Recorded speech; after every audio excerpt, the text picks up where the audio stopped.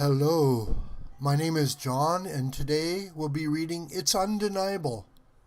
Trump is blessed with really stupid enemies by Schlichter on Townhall, posted July 16, 2018. Donald Trump goes to Europe, scandalizes the Euro weenies, libs and cruise shilling grifters of Never Trump, and comes back victorious. He's about to get his second SCOTUS justice confirmed. All they have on Brett Kavanaugh is that he likes beer and is named Brett. In Congress, the Democrats decided to go all in on abolishing ICE because Americans love open borders and welcome MS-13 or something. In the Mueller farce, the Dems decided that the smart play was to publicly run interference for creepy weirdo Peter Strzok when he went on national TV doing his impression of Lotion Boy from Silence of the Lambs. Hey Pete, what do those Trump voters smell like? Smells like a red wave to me, you insipid weirdo. How did Trump luck out by getting such hopeless gibos for opponents? It can't just be by chance. At every turn, these dummies choose to lock themselves into the most implausible and indefensible positions imaginable, then push all their chips into the center of the table. It's almost supernatural.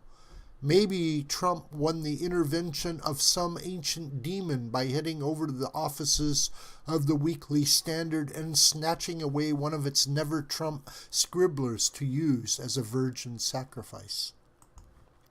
Look, I was not a Trump fan at the beginning.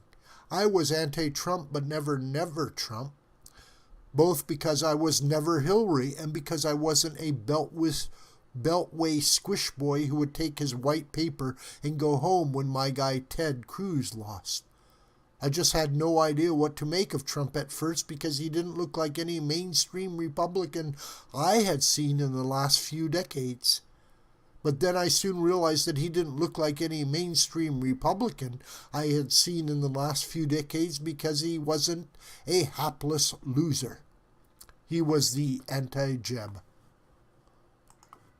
I recount my conversion, hilariously, from being anti-Trump to Trump-curious to pro-Trump in my upcoming book, Militant Normals, How Regular Americans Are Rebelling Against the Elite to Reclaim Our Democracy, except I give a lot more detail and use a lot more swears in there.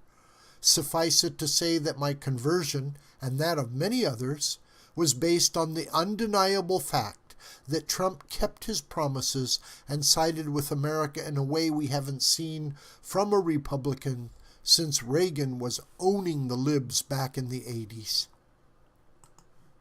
How did this guy win? And in doing so crush the avatar of the establishment, the smartest woman in the world, Felonia Milhouse von Pantsuit. One of his secrets to success is really no secret at all. It is to embrace the obvious. Unlike our exhausted establishment, Trump rarely holds to bizarre, indefensible positions. You would think that would be an instinctive thing for politicians of both parties. I know. I'll adopt stands on issues that won't make my constituents ask, "What the hell is wrong with you?" But it isn't. Instead, the establishment has somehow talked itself into taking positions that are so clearly ridiculous that normals scratch their heads, baffled at what they are being told by their betters via the lapdog liberal media. Look at NATO. The entire foreign policy establishment is scandalized that Trump says he expects the Europeans to cover their fair share of the NATO nut. Now, a normal American is going to think, yeah, I think they ought to pay their share of their own defense. Sounds reasonable. But the establishment collectively wets itself. He's destroying this essential alliance by asking the people benefiting from it most to actually participate in it. And the normals, many of whom, like me, actually served in NATO, wonder, well, if it's so essential, why aren't the Allies eager to pay for it? And this establishment responds, shut up, Russian stooge, asking the Allies to make NATO more effective by paying what they promised, which is still a fraction of what the U.S. pays, is playing right into Putin's hands. Also the emolument clause, somehow. Okay, as an expert on arguments, I must observe that this is a losing argument. Now, I'm not relying on my expertise gained from a quarter century of convincing juries to go my way to say that. I don't need to. I'm relying on the fact that I have actually met some normal Americans. This is such a facially idiotic argument that only someone in the establishment could talk himself into believing it. Here's a test.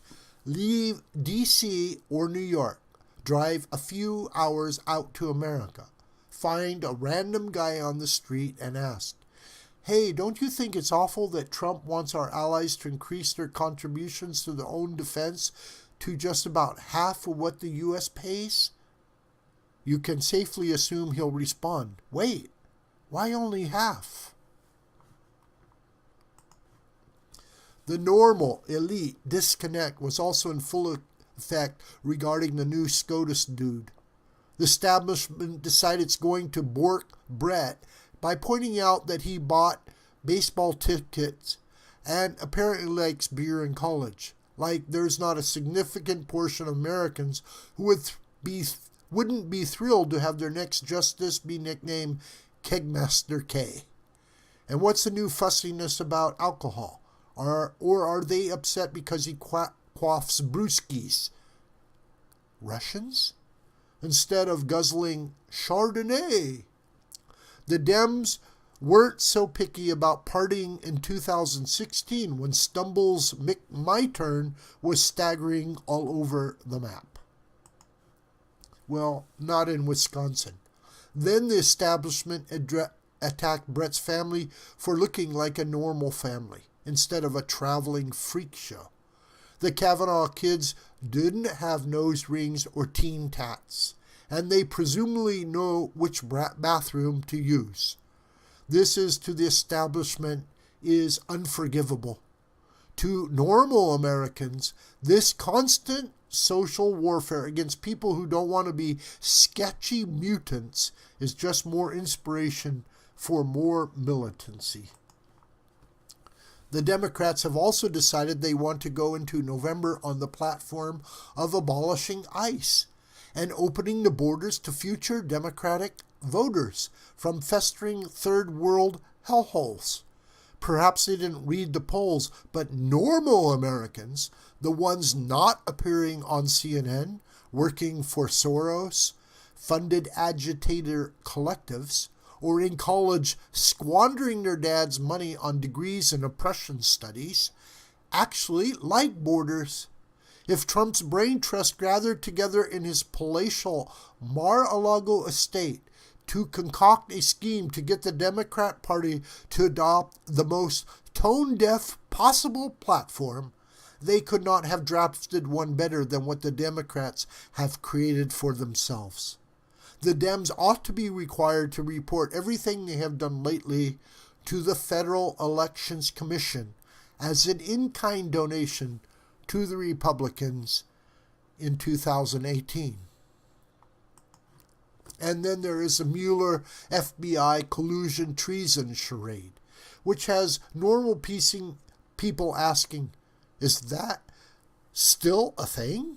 Yeah, kind of, though it becomes less thingy every day as it becomes obvious that sad Basset Hound Mueller and the conflict of interest crews got no thing. The establishment is convinced that Peter Strzok came out of that hearing not looking like a guy who probably has a sex dungeon in his basement. But he totally looked like he has a sex dungeon in his basement, thereby launching 1,000 memes of him leering, smirking, and generally challenging Paul Lind. despite the best efforts of borderline mental defectives like Ted Lieu and whoever that dork was who wanted to give Stroke a Purple Heart. This paragon of the establishment came off to normals as exactly who he is. A skeevy bureaucrat who delights in jamming up other people with the rules he ignores. The FBI motto is fidelity, bravery, integrity, and that serial sexting hack blew 2 of those just by cavorting with his gal pal. He and his establishment supporters somehow think normals aren't going to figure out that if his wife can't trust him not to nail the chick at the next desk, we can't trust his explanation for why he didn't nail the woman with classified material all over her emails who was supposed to be the next president. One of the secrets of Trump's success is having really, really stupid enemies. Enemies who are so tone-deaf and out of touch that they simply cannot adopt common sense positions that resonate among normal Americans. The establishment instead insists on telling Americans that up is down, black is white, and girls can have penises. Nope. No wonder the normals have gotten militant. And no wonder a leader like Donald Trump came along with the vision to exploit the opening the establishment left for an outsider to rise and prevail by embracing the obvious. This video is a production of the School of the White Crane. My name is John Brucker, and you can reach me through commentary on this video or through my Gmail listed here. Please share this video with family and friends and on social media. May God richly bless you, my beloved.